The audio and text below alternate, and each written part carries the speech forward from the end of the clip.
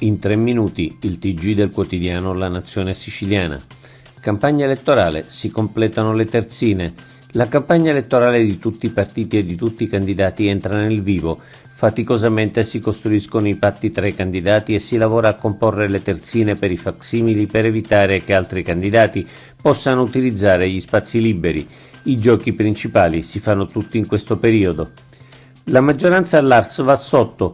La maggioranza di governo all'Assemblea regionale siciliana non controlla l'Assemblea e fa condurre i giochi all'opposizione.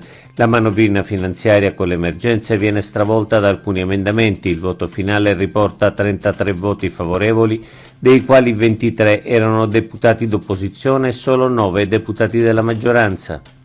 La povertà assoluta in aumento. Mentre gli indicatori economici tendono al miglioramento, peggiorano gli indicatori di povertà assoluta, che ha colpito in Italia il 9,8% degli individui e l'8,5% delle famiglie, per un totale di 2.230.000 famiglie e di 5.750.000 individui in povertà. Al sud il dato sale al 10,3% per le famiglie e al 12,1% per gli individui. Rischi sui fondi di rigenerazione urbana. Fitto smentisce. L'Associazione dei costruttori edili ANCE ha lanciato l'allarme sui fondi di rigenerazione urbana previsti per la Sicilia dal PNRR. Circa 1 miliardo, sostiene l'ANCE, e rischia di dover uscire dal piano a seguito dell'ultima revisione. Il ministro Fitto ha subito risposto escludendo qualsiasi taglio di risorse e assicurando la completa copertura finanziaria di tutti gli interventi. Dimissioni del CDA Ast.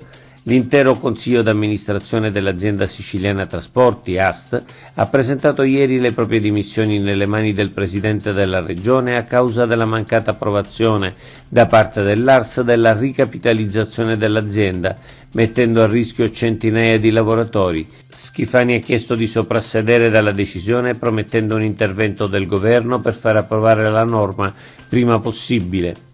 Vescovi siciliani contro esorcismi. I vescovi di Sicilia hanno indicato linee guida su esorcismi e preghiere di guarigione che invitano a una forte prudenza in materia. Chi guida questi momenti, dicono i vescovi, sia di conforto per l'anima tormentata, senza scadere in isterismo, artificiosità, teatralità o sensazionalismo. Avviso IRFIS su danni, emergenze e incendi. Pubblicato ieri da IRFIS Finsicilia l'avviso pubblico per contributi straordinari per i danni causati dagli incendi della scorsa estate.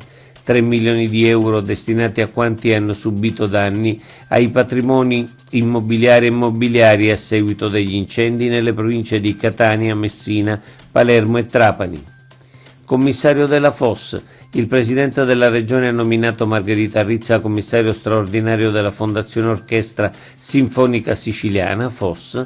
La nomina si è resa necessaria in seguito alla decadenza del consiglio d'amministrazione dopo le dimissioni di 3 dei 5 componenti. La scorsa settimana si era dimesso anche il sovrintendente Andrea Peria. Oggi è tutto. Per l'informazione del quotidiano La Nazione Siciliana, il nostro sito è www.lanazionesiciliana.eu.